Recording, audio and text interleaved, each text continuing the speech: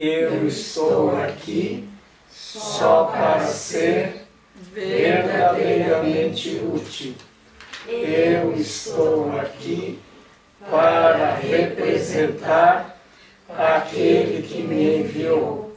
Eu não tenho que me preocupar com o que dizer ou o que fazer, porque aquele que me enviou me dirigirá.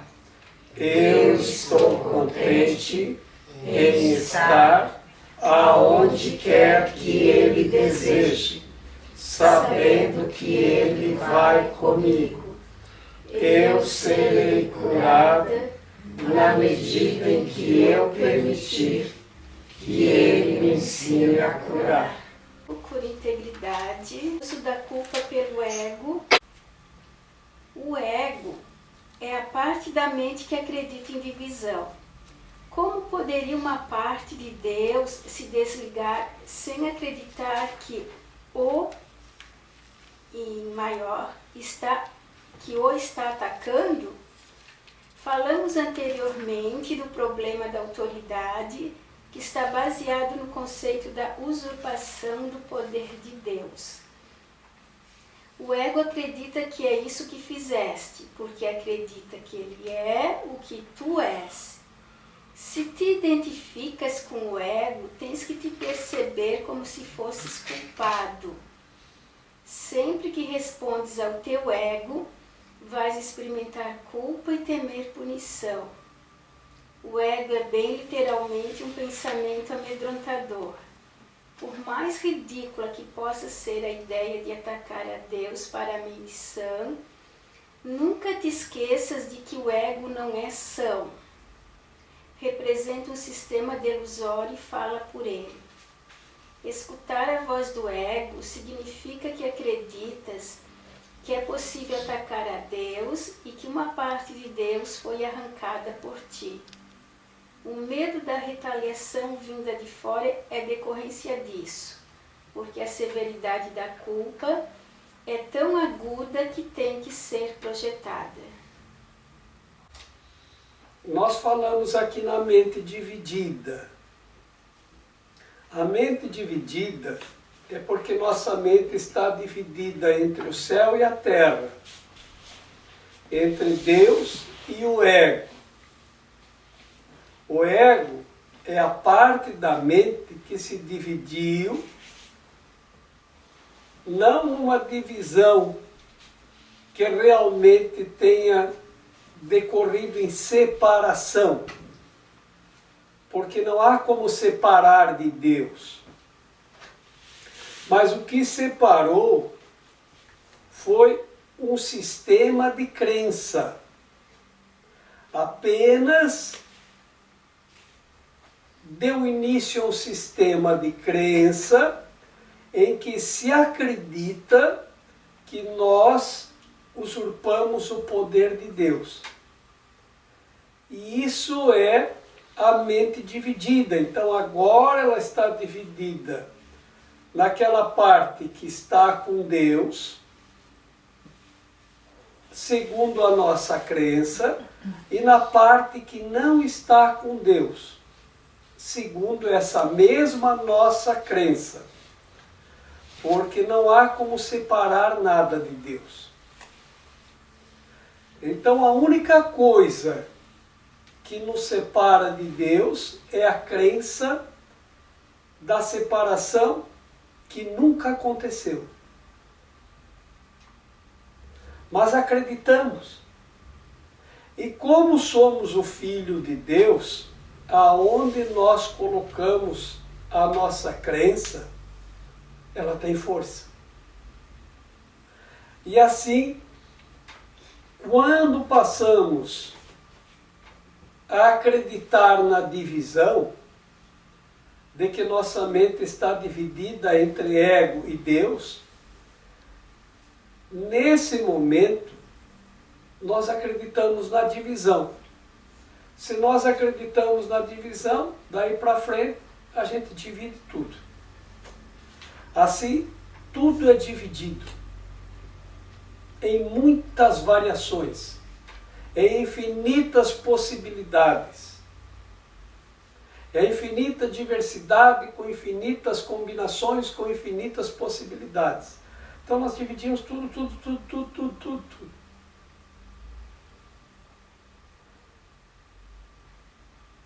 Ainda nós ouvimos, sabemos de ouvir dizer, na palavra holístico.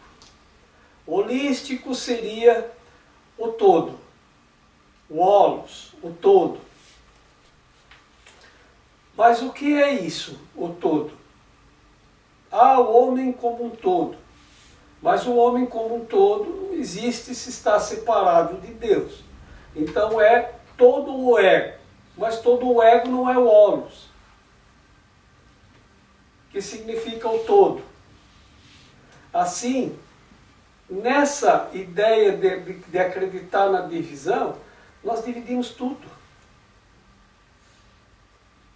Mas dividimos tudo em partes.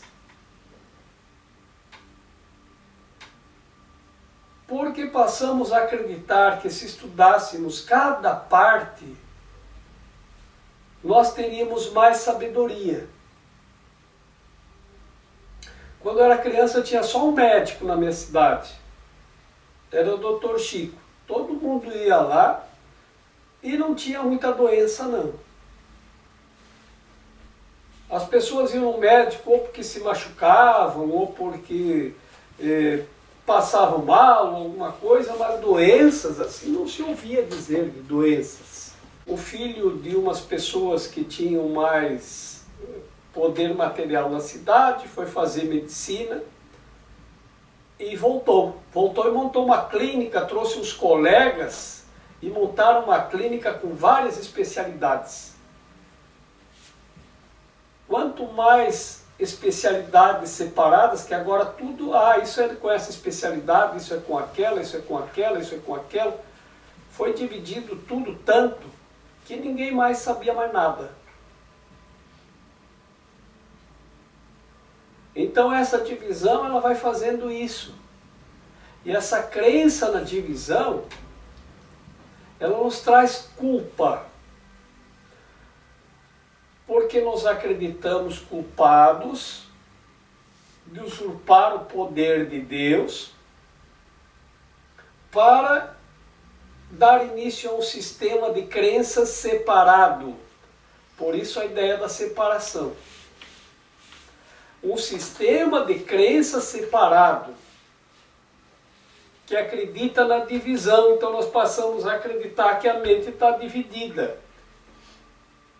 E que o que nós fizemos aqui não tem nada a ver com Deus. E o ego nos diz que ele e eu somos um. Então eu sou um com o ego.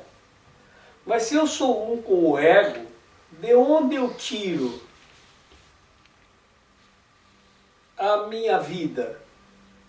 Tira de Deus. Se eu tiro de Deus,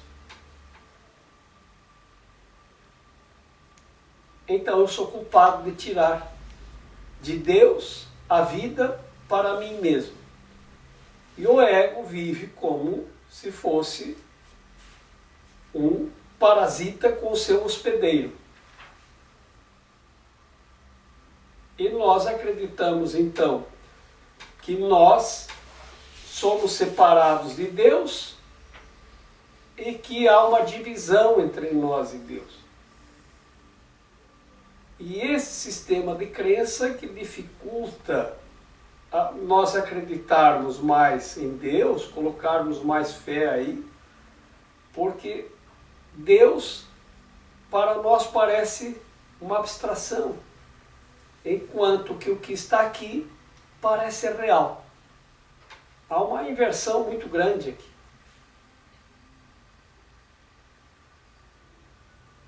Porque nos parece real os nossos investimentos no mundo, e aí como que eu vou botar fé para investir numa abstração? que Deus parece tão sem significado. Porque uma vez que nós nos afastamos, nós temos o sentimento de culpa. Uma vez que a gente tem o sentimento de culpa, a gente quer se afastar cada vez mais. Medo da retaliação.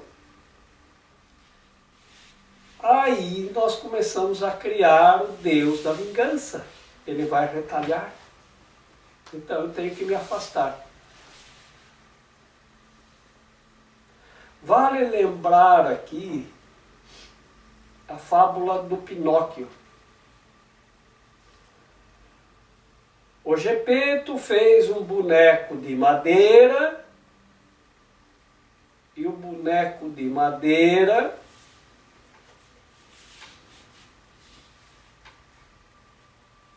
começou a, vamos dizer, viver por si mesmo e acreditar que ele era o criador de si mesmo. Passou a viver uma mentira. Toda vez que ele mentia, o nariz aumentava. O nariz é o símbolo do ego, da soberba do ego, que a pessoa com muito ego fica com o nariz empinado. Então, o nariz crescia cada vez que acontecia uma mentira. Mas a vida dele, ele tirava de onde? O Pinóquio, que em si representa a mentira. Da mente do Gepeto. Assim, ele fugia cada vez mais para longe do Gepeto, com medo que o Gepeto pudesse retaliar. E tirar a vida da mente do Gepeto, então, da mente do Gepeto, ele tira a sua vida. Da mente, ele tira. Tira da mente é a mentira. Assim nós vivemos essa mentira. E acreditamos que temos que fazer sucesso aqui. Que esse é o mundo real. Que é aqui que nós temos que brilhar.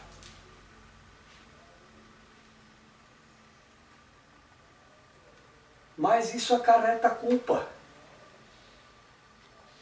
Porque, embora não estejamos separados, porque a vida está na mente, e a mente é a mente do Pai, nessa historinha que simboliza tão bem o que pode ter acontecido conosco, que é do Gepeto e do Pinóquio. Então, quem sou eu? O Pinóquio. E o Gepeto representa o pai do Pinóquio. Então somos os filhos de Deus que vivemos uma mentira. Um boneco feito de barro e na história do Gepeto, um boneco feito de madeira. É o mesmo simbolismo. Conta a mesma história.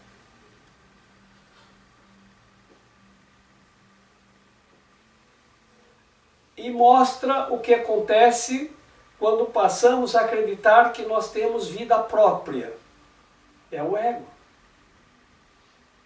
Cresce o nariz, que é o símbolo do egoísmo, e passamos a viver a mentira, que são as nossas ilusões. E aí a culpa, porque acreditamos que usurpamos do Pai a vida e a energia. E a utilizamos para viver nossas ilusões e a mentira. E agora, diante da culpa, porque acreditamos que nós cometemos isto, tem o medo da retaliação.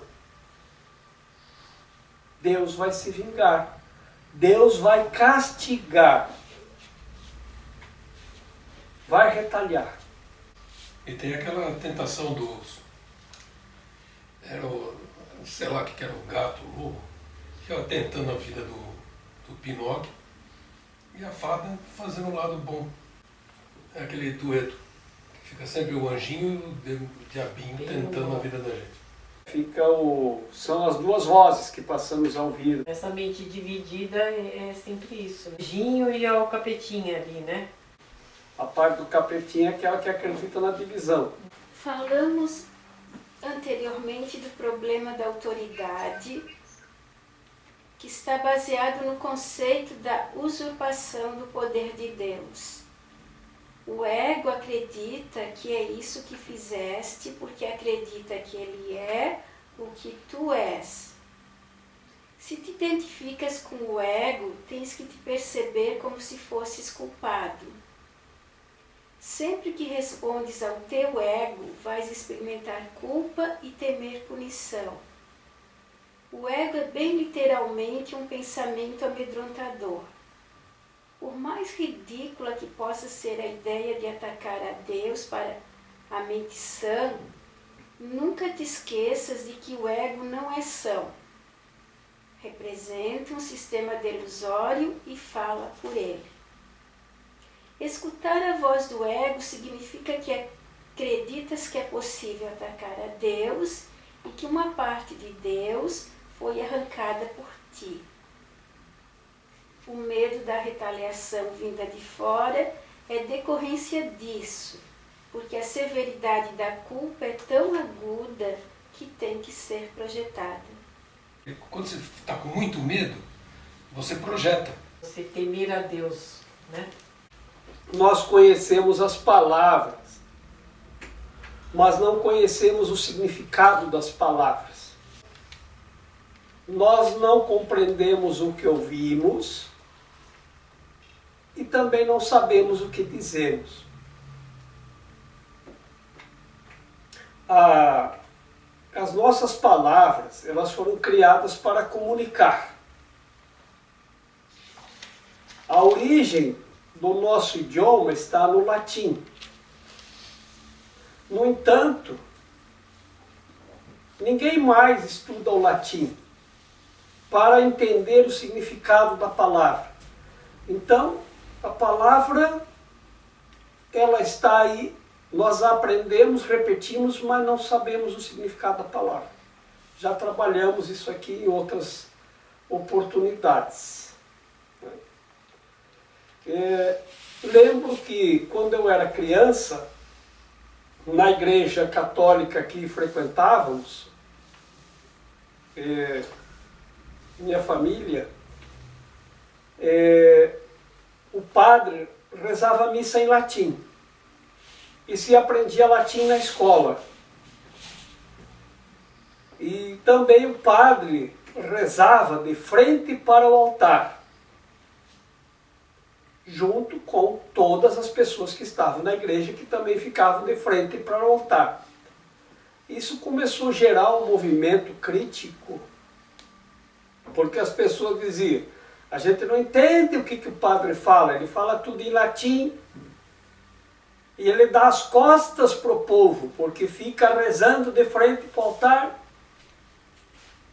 Eu me lembro que foi um movimento tão intenso que eu também participei. Eu devia ter uns 3, 4 anos de idade. É mesmo, é um absurdo, padre.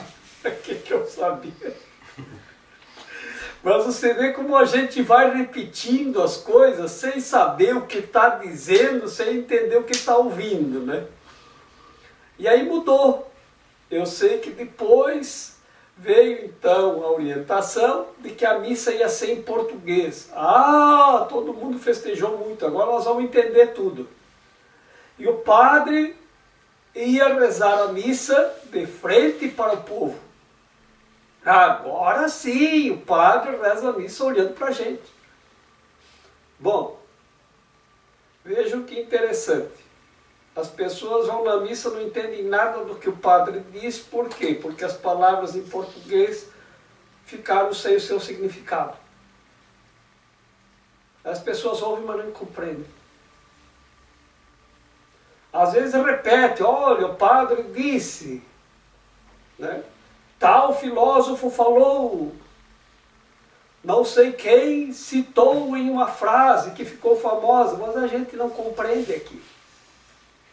A gente só repete, porque não entende o significado das palavras. São frases de efeito, palavras de efeito, mas a gente não entende o significado. E o padre deu as costas para o altar, e agora confronta-se com o povo. Ele não está mais indo com o povo, conduzindo o povo na direção do altar. Ele está confrontando o povo, impedindo que o povo chegue ao altar. Daqui você não passa. O professor de Tai Chi, ele fica na frente da sala, no ponto mais afastado, todos os alunos ficam atrás dele, e ele fica fazendo os movimentos de costa para as pessoas, de forma que todos olham na mesma direção e vão fazendo os movimentos igual o professor de Tai Chi conduz. A missa tinha que voltar a ser assim. Então perdemos o nosso latim. E aí perdemos o significado das palavras. E agora fica difícil compreender o significado das palavras. Devemos temer a Deus. Isso está muito dito. Quem não deve, não teme. Então devemos temer a Deus porque estamos devendo, porque somos culpados. Sim. Em um discurso no Congresso, um deputado que estava sendo acusado de ter feito alguma coisa errada, em sua defesa ele discursou: eu sou um homem temente a Deus. Disse, pronto, assumiu a culpa. Quem não deve, não teme, pode mandar prender. Ele é o culpado, né?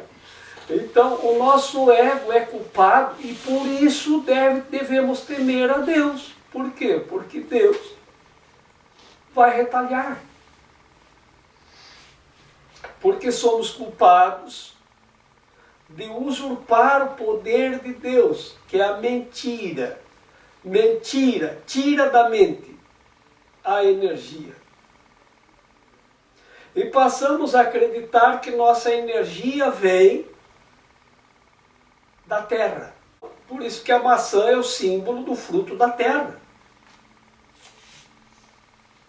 E foi considerado fruto proibido. Por quê? Porque nós paramos de nos alimentar da energia do céu para passar a nos alimentarmos do fruto da terra, porque a nossa crença é que nós agora somos da terra. Posteriormente, o trigo, o pão, Jesus pegou o pão e disse, olha, nem só de pão vive o homem. O pão não é o alimento. Vocês têm que se alimentar da mente de Deus, da vida que vem de Deus. O pão só alimenta o corpo. E essa é a ideia do fruto proibido. Não coma o fruto da terra, você vai acabar pensando que você é da terra também. E aí nós criamos o corpo de barro e passamos a acreditar no fruto da terra, que é a maçã, que era o fruto proibido.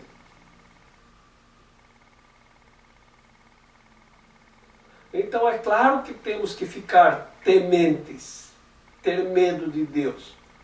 Ele vai retaliar, porque eu estou usando a energia que vem do céu para as minhas fantasias na terra, para viver uma mentira, porque não tem, nem se é mentira, porque não é verdade.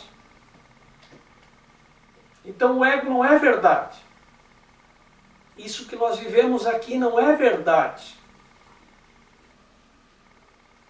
Por isso que é uma mentira. Então a separação de fato nunca aconteceu. E nem a divisão da mente. Nós falamos dela porque acreditamos nisso. Então o primeiro ponto que esse livro nos leva é para nós entendermos que a mente está dividida. E que temos que curar a separação. Quando no começo do livro ele diz, tem que curar a separação que jamais aconteceu. A gente entra em paradoxo, né?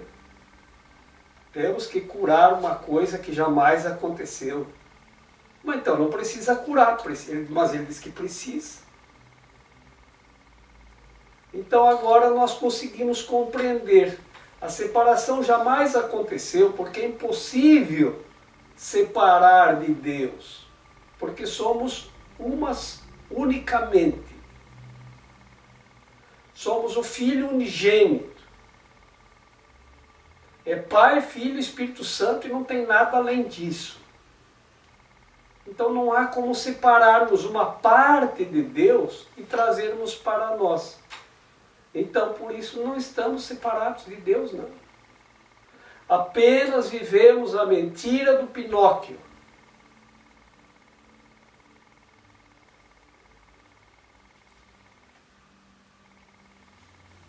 É uma fábula que eu gosto muito. Essa fábula eu compreendi quando eu estava em Orvieto, na Itália, porque lá que é a terra do Pinóquio. E de lá nós fomos para Assis, que é no caminho de Assis, entre Roma e Assis. E nunca vi tanto Pinóquio como lá em Assis. Eles capricham em fazer aqueles Pinóquios lá, eles ficam muito bonitos mesmo. Eu tive essa compreensão lá, que essa fábula é para o nosso aprendizado. Já tinha surgido a compreensão na mente, anteriormente, que as fábulas não foram feitas para fazerem crianças dormir. Elas são para despertar adultos. Pode usar para contar historinha para criança também. Mas elas servem para adultos despertarem. É com essa intenção. Representa um sistema delusório. O que quer que seja que aceites em tua mente tem realidade para ti. É a tua aceitação que o faz real. Se entronizas o ego em tua mente, a tua permissão para que ele entre faz dele a tua realidade. Isso é assim porque a mente é capaz de criar a realidade ou fazer ilusões.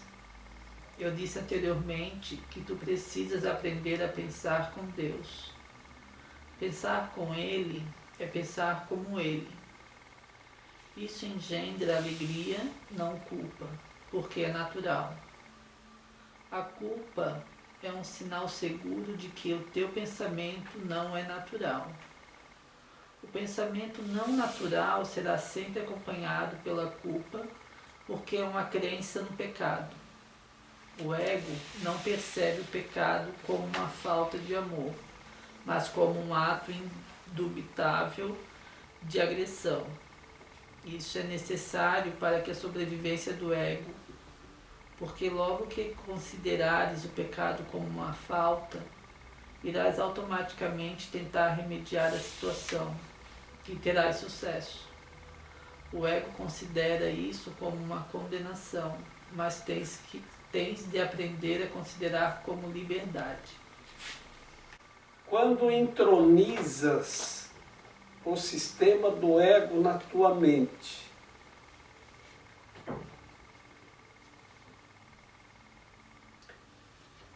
é quando deixamos esse sistema de crença entrar na nossa mente. É quando abrimos a porta da nossa casa para ele entrar. E ele toma conta. E ele toma conta. Tem sido dito já aqui várias vezes que tens que pensar como Deus pensa, porque tu és o Filho de Deus.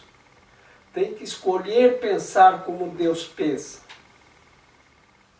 E não como o ego, que é esse estranho para o qual abrimos a porta de nossa casa e permitimos que ele entre e ele passa a dirigir a nós mesmos como se dono da casa ele fosse. Assim, como é que Deus pensa? Temos que pensar como Deus pensa. Como Deus pensa? Com amor. Porque o pensamento, nós só pensamos de verdade quando estamos na mente de Deus. Por isso se diz assim, aqueles que pensaram. Quem realmente pensou? Veja, nós até hoje seguimos o pensamento de Sócrates, de Pitágoras, de Hermes, de Jesus, de Ramsés e alguns outros. Por quê? Porque acredita-se que o que eles pensaram era real. E nós seguimos o sistema de pensamento deles. Pode averiguar. O que eles pensaram a respeito do que é este mundo, nós seguimos. Pensando assim, temos que pensar assim. Então, como Deus pensa numa situação em que uma pessoa comete um erro que nos parece ser muito grave? O que pensamos a respeito dele? Deus pensa com misericórdia, nós julgamos, né? Exatamente. Por isso em Deus só encontrarás misericórdia. Então pensar como Deus pensa é não julgar. Você percebe o erro, mas não julga. Não o vê como ataque. Apenas pensa com misericórdia. E misericórdia é o amor perfeito. Não tem julgamento.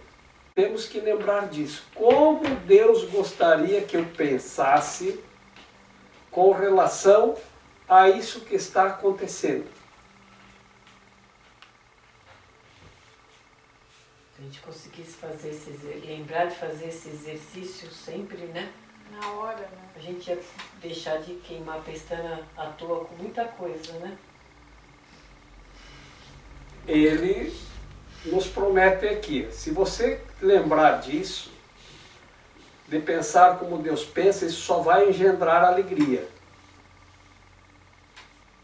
Se você decidir seguir o teu sistema de pensamento, que é o sistema do ego, isso só vai gerar culpa e medo.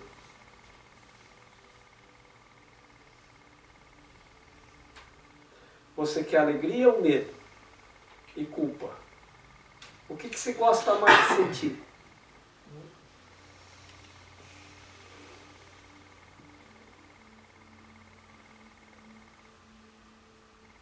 O problema é a gente lembrar disso, né? Desde criança eu soube que eu queria alegria, que eu queria ser feliz. E por que não acontece então? Parece que eu gosto do medo, da culpa. É porque eu não penso como Deus pensa. Alguém faz qualquer coisa, eu vou no julgamento. O julgamento não é como Deus pensa. Isso vai gerar culpa e medo. Pensar como Deus pensa é sempre pensar com misericórdia e com amor. Não importa o que aconteça. Nós já trabalhamos com a ideia de que devemos julgar o ego insuficiente. Isso é insuficiente para que eu troque por minha alegria. Agora estamos melhorando essa ideia. É pensar como Deus pensa. E tem uma boa argumentação. Estamos melhorando essa ideia com uma argumentação mais forte. Por que devo pensar como Deus pensa? Porque isso só engendra alegria. E se eu escolher pensar com o sistema do ego, isso vai gerar culpa e medo.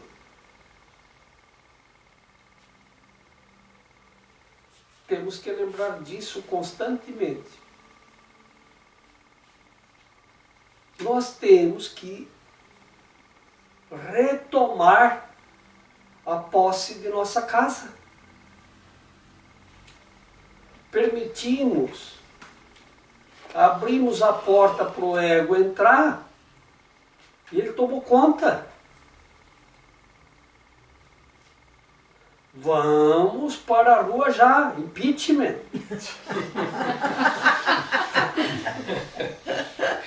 Nós demos nosso voto de confiança e ele está tomando conta, ele que está ditando, ele é o ditador. Ele é o ditador. Vamos levantar a bandeira da liberdade, né? Aham. Como é que é? O Chile acordou? O Filho de Deus acordou. O dono da casa acordou. Epa, espera aí um pouquinho. Eu sou o Filho de Deus. Porque nós deixamos de acreditar que somos o filho do dono da casa. O pai deixa a gente cuidar da casa, a gente deixa um estranho entrar e o estranho toma conta. E fica mandando na gente. E eu sigo as ordens dele como eu deveria seguir as ordens do meu pai. A ideia é que esquecemos quem é nosso pai. Eu já estou quase acreditando que sou filho do ego. E se o ego é meu pai, quem é a mãe?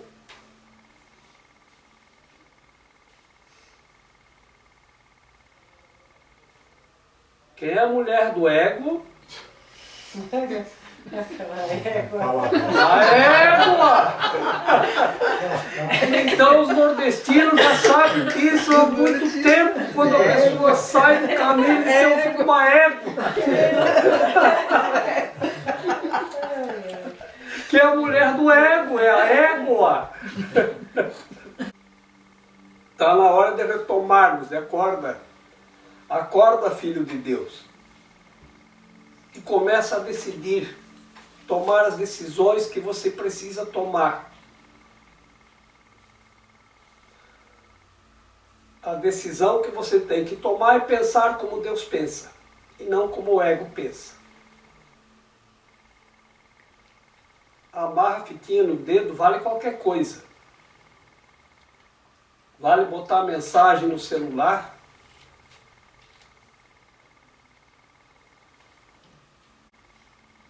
Qualquer coisa. Pensar como Deus pensa.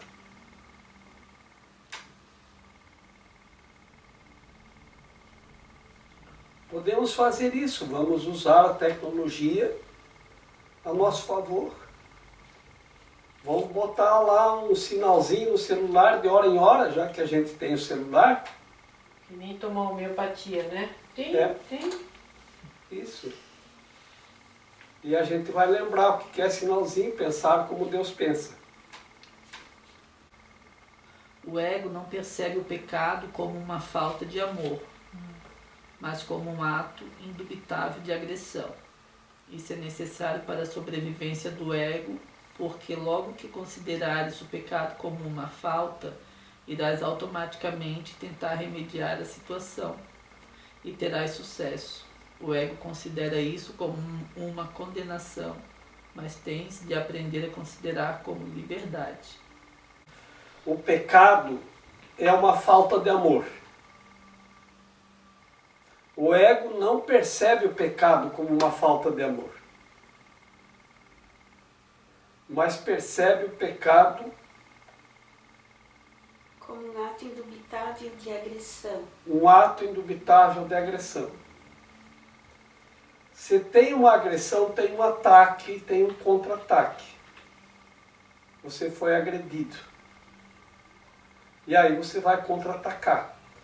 Você vai querer a vingança, a retaliação, vai escolher sentimentos de raiva, vai ficar com medo, porque foi agredido e com culpa, em função dessa agressão. Isso é que alimenta o ego.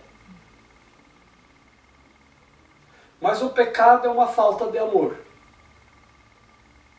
Se você entender o pecado como falta de amor, imediatamente você vai querer corrigir. E vai dar certo. Isso é libertação. E o ego vê isso como condenação. E não como liberdade, porque você se liberta do pecado.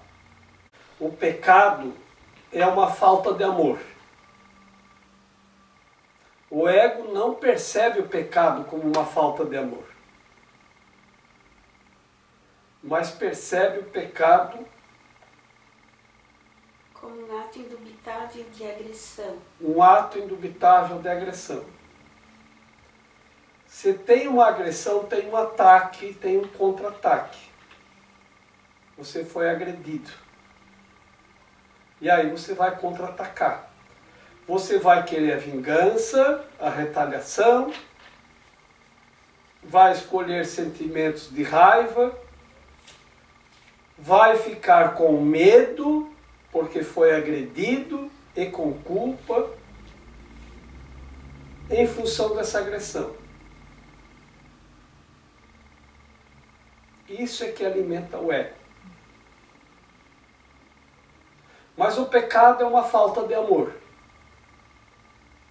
Se você entender o pecado como falta de amor, imediatamente você vai querer corrigir. E vai dar certo. Isso é libertação. E o ego vê isso como condenação. E não como liberdade, porque você se liberta do pecado. Eu briguei com o José. Aí eu vou lá buscar uma orientação e quem me orienta diz: pensa como Deus pensa. Mas o José fez isso, mas o José aquilo. Nós temos que pensar aqui como Deus pensa. Como Deus gostaria que eu pensasse a respeito do que aconteceu? Que a briga é uma falta de amor.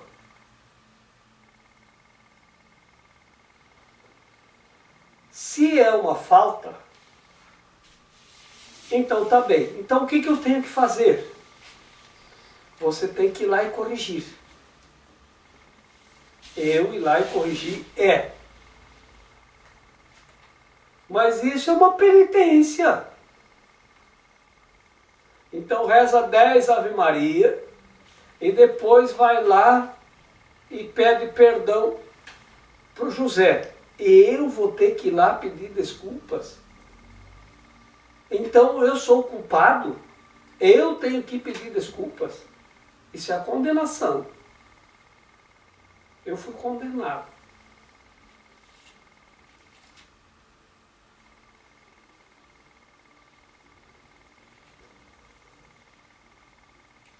Se você ver o pecado como uma falta, você vai lá e corrige. Aí corrige, pronto. Isso é a libertação e não a condenação. Você se libertou daquilo.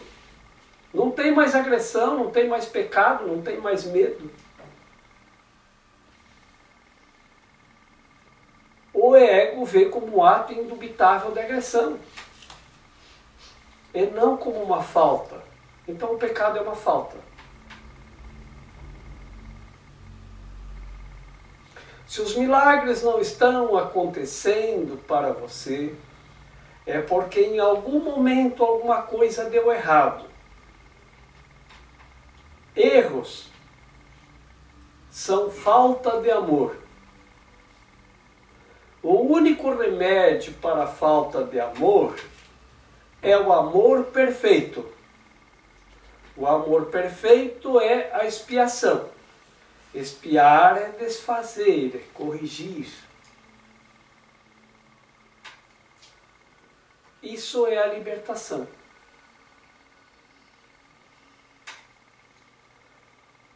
Toda vez que acontecer um erro, você tem que pensar como Deus pensa. Deus pensa que o erro é falta de amor. E o que eu tenho que fazer? A correção. Se você se der conta, você mesmo vai querer corrigir. E vai conseguir. Isso é a libertação.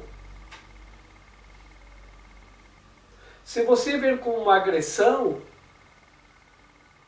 aí tu vai ter medo da retaliação e vai sentir medo e culpa. E não vai corrigir nunca. Pensar como Deus pensa é olhar o pecado como uma falta de amor. Porque erros são falta de amor. Para a falta de amor, o remédio é o amor perfeito. O amor perfeito é a expiação, que é desfazer o erro pela correção.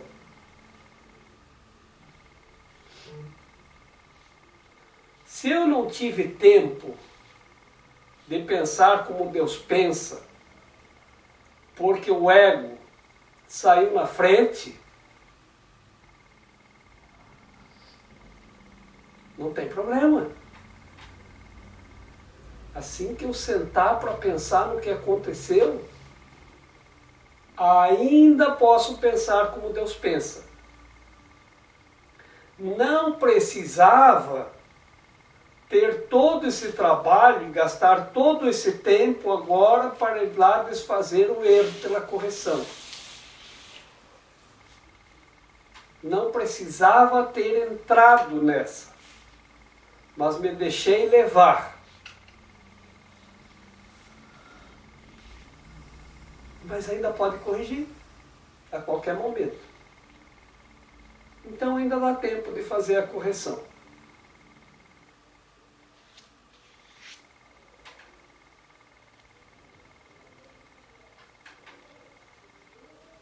Isso é a nossa libertação. A libertação é corrigir todos os pecados e temos que olhar o pecado como uma falta de amor.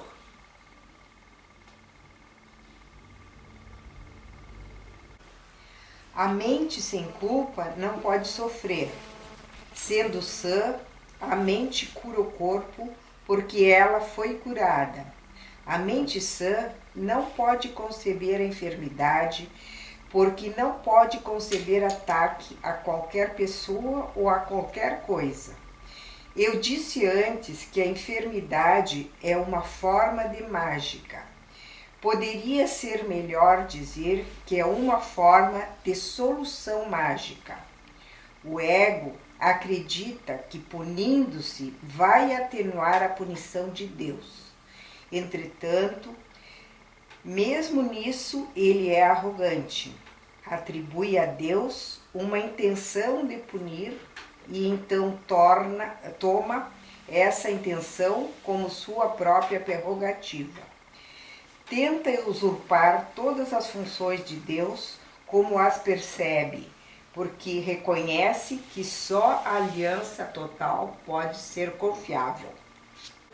A crença no Deus da vingança. Sim.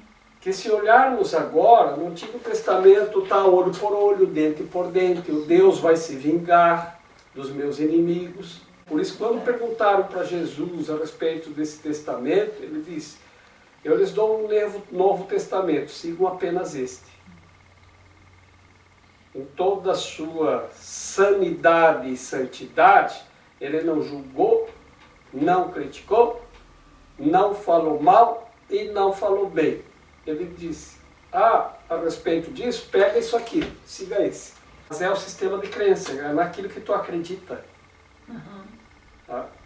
Então, se você acredita no Espírito Santo, você acredita na sanidade. Se tu não acredita, então você tem que acreditar em outra coisa. Você substitui aquela crença em outra coisa. Aí tu passa a acreditar então na enfermidade. Porque tu deixa de acreditar na sanidade. Tu passa a acreditar na enfermidade, que é a insanidade. Nunca me lembro quem disse, mas disse. Ele disse. Mens sana, corpore sano. Disse em latim. O que está dizendo aqui? Cura tua mente. E a mente pode curar o corpo. Porque a enfermidade é uma solução mágica. Nem tanto uma mágica quanto uma solução mágica. Para tu culpar a Deus dos teus pecados. Que são falta de amor. Então Deus está me punindo. Não falou antes em retaliação. Nós tínhamos medo da retaliação de Deus. Então o que eu posso fazer? Eu mesmo vou criar uma enfermidade para eu mesmo, e aí eu mesmo estou retaliando a mim mesmo, porque a retaliação de Deus poderia ser muito pior. Eu devia ter uns 7, 8 anos, era um domingo, eu estava em casa umas 3 horas da tarde, e estava lá sozinho em casa, e aí minha irmã estava saindo, ia lá umas amigas, e ela disse para mim, te prepara que a mãe descobriu tudo. Eu ia sair de casa, não saí mais, fui varrer o pátio, molhar as plantas da mãe. Quando a mãe chegou em casa, eu estava lá, olha, molhei as tuas florzinhas, coisa que para eu fazer tinha que ser quase uma briga, né? Varri o pátio, fiz isso, fiz aquilo, fiz não sei o que, tudo que a minha mãe gostaria que eu fizesse. Ela disse, o que tu aprontou? Disse, como assim? O que tu fez de errado? Eu? E aí minha irmã começou a rir. Aí caiu a ficha do bobão. Então o que eu fiz? Diante do medo da retaliação, eu mesmo criei para mim mesmo um castigo. Então ele diz ali, primeiro nós falamos que a doença era uma mágica. Agora ele argumenta um grau a mais. Agora eu vou dizer que, além de mágica, é uma solução mágica. Pronto, solucionei meu problema. Eu mesmo estou me castigando por algo que eu fiz de errado. Ao invés de corrigir, eu me castigo. Então, Deus, já estou eu mesmo me castigando. Então a enfermidade passa a ser uma solução mágica. Porque eu deixei de acreditar no Espírito Santo, na santidade e na sanidade, e eu substituí isto pelo pensamento da insanidade. A insanidade é o oposto da sanidade. A sanidade é a saúde, a santidade. A insanidade é a ausência de saúde. A ausência de saúde é a enfermidade. Então, para me livrar dessa, eu criei a solução mágica. Eu vou varrer o pátio e molhar as plantas. Eu mesmo me castigo.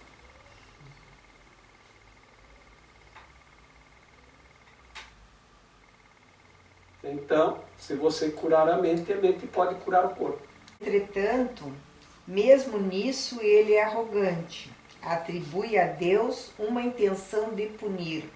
E então toma essa intenção como sua própria prerrogativa.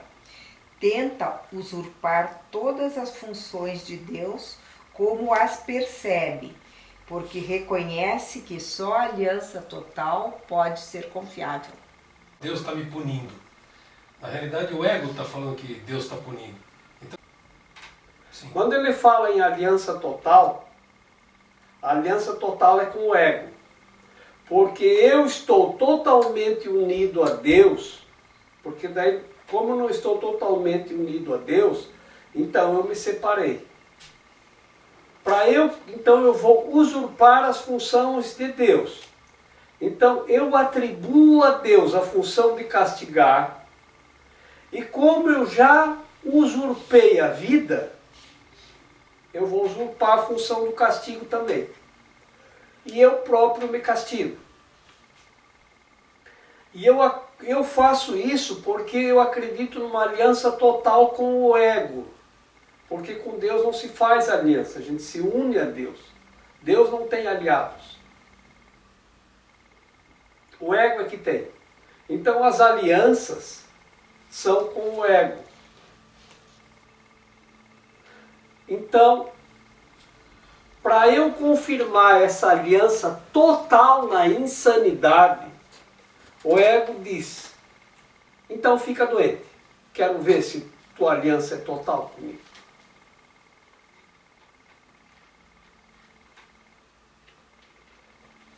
E aí a gente fica doente. Essa é a confirmação da aliança total com o ego. O ego exige: olha, se você é mesmo meu aliado, então prova. Você acredita na sanidade? Não, então prova. Fica insano. Aí é enfermidade. Essa é a ideia da aliança. Agora veja novamente. Eu vou usurpar as funções de Deus. Primeiro eu digo qual a função de Deus. Eu determino. A função de Deus é me castigar. E agora eu vou usurpar a função dele. A função da minha mãe era me castigar pelas coisas que eu fiz errado. O que eu fiz? Sempre viu isso. Usurpei a função da minha mãe e disse: eu mesmo me castiguei, porque eu dormi, em vez de jogar bola domingo à tarde, eu queria fazer faxina no pátio.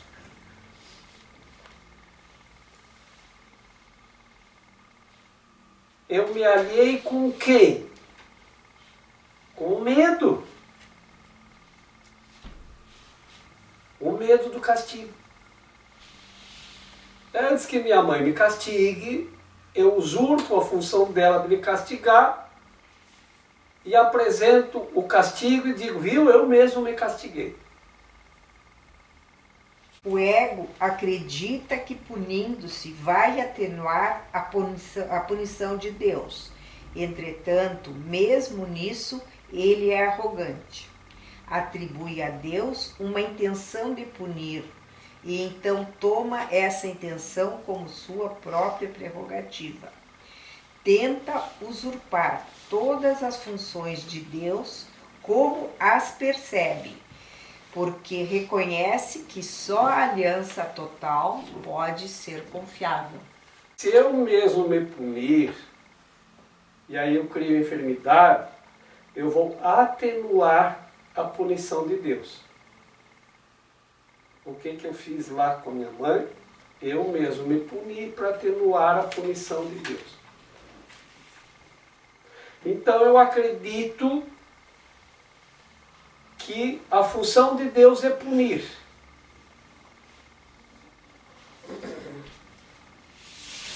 Então eu tomo como prerrogativa a função de punir para mim mesmo.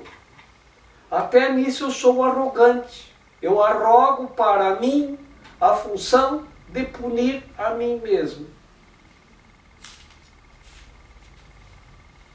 E isso é insanidade, isso é enfermidade. Então o que ele diz aqui? Que a enfermidade é isso. Eu arrogo para mim mesmo a punição, a função de punir a mim mesmo. Mas Deus tem a função de punir? Não, ele diz que eu tomo a função de Deus como eu a percebo, não como ela é. Eu estando na culpa, no erro, com medo, eu acredito na punição.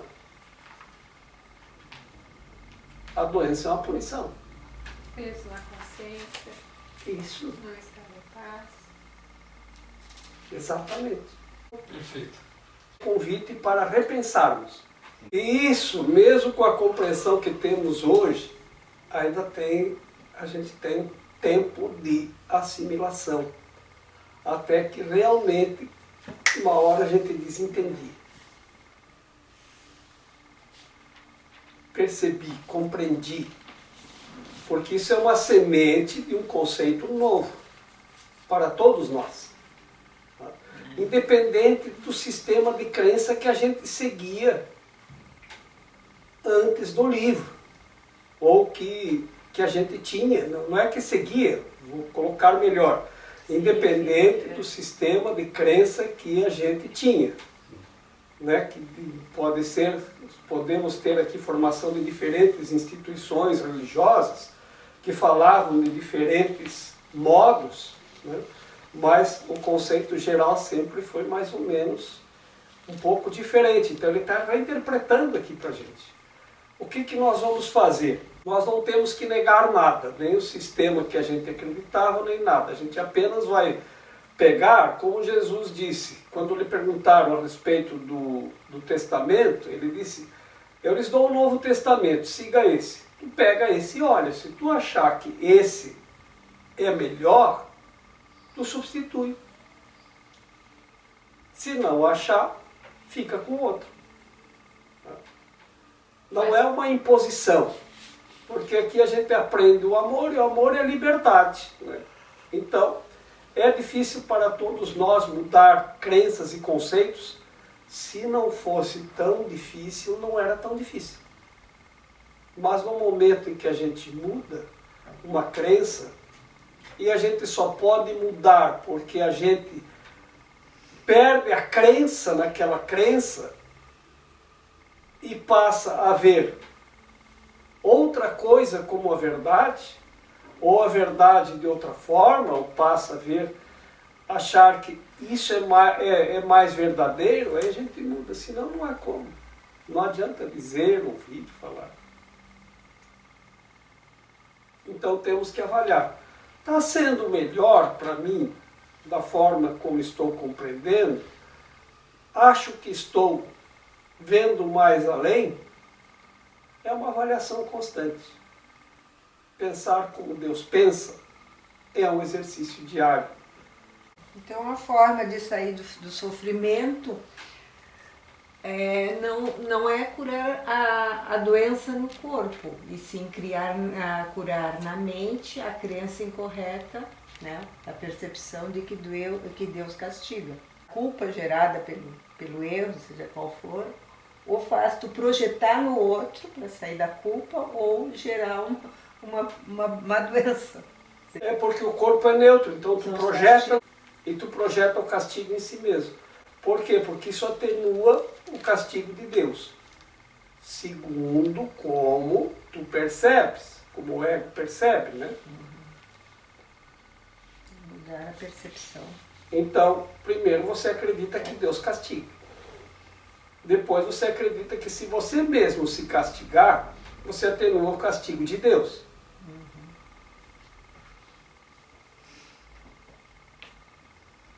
Aí você fica, meu Deus, eu estou sofrendo tanto, né? Perdoa os meus pecados.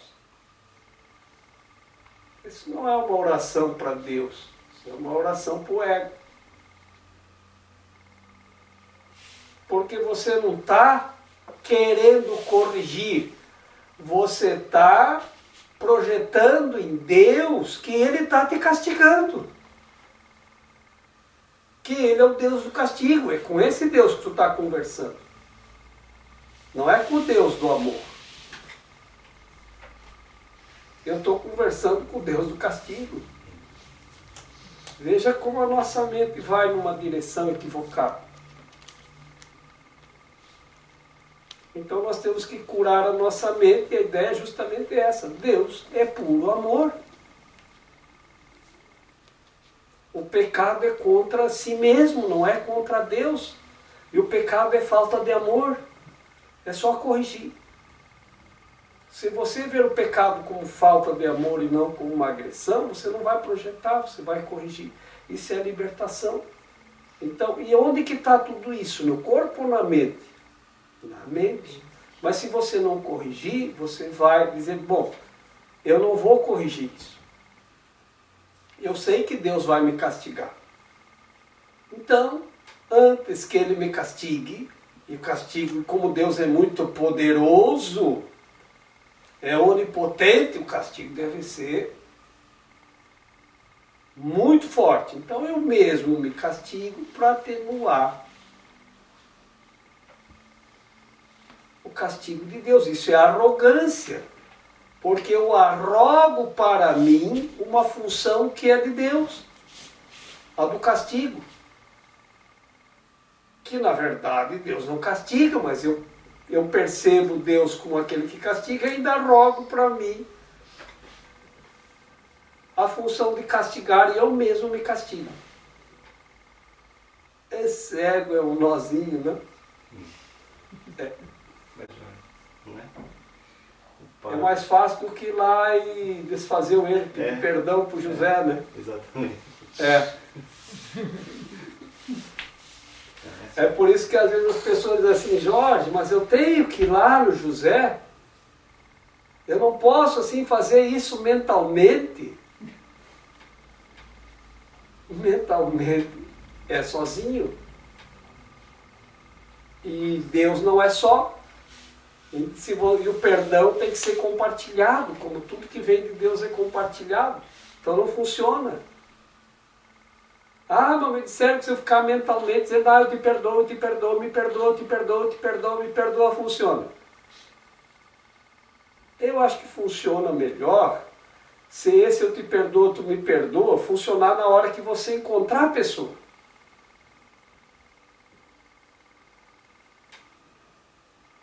E conversar com ela. Porque tudo tem que ser compartilhado.